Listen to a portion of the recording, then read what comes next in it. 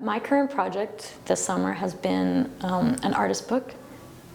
It's 3 years in the making, comprised of images that I've been photographing over brief 48-hour trips up to my grandmother's beach house. The project is fairly regimented in that I decided after the first year that I would follow a similar ritual each trip.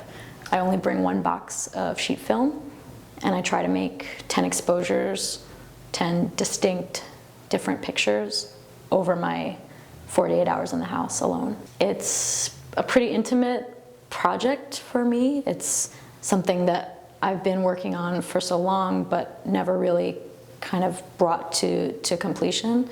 So this is really exciting to be able to see it, in its final form.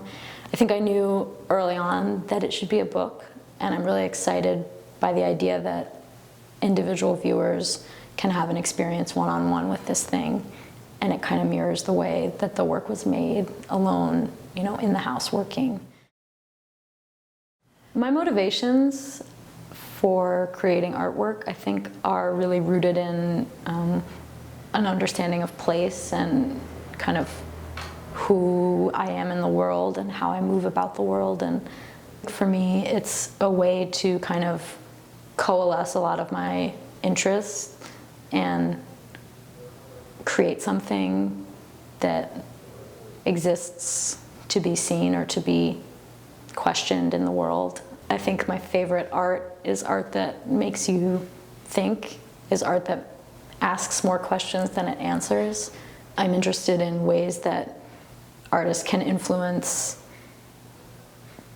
some of the things that are going on in society, but I really feel like there's a necessary component in taking time away to just experience work and to be moved by something that someone has created and to have an experience. So I'm interested in what do I have to say and how can I say these things, or a lot of time I think I'm just figuring things out, working through a question or a problem. And there's work that doesn't leave the studio, and then there's work that I feel like gets more meaningful when there are other people involved.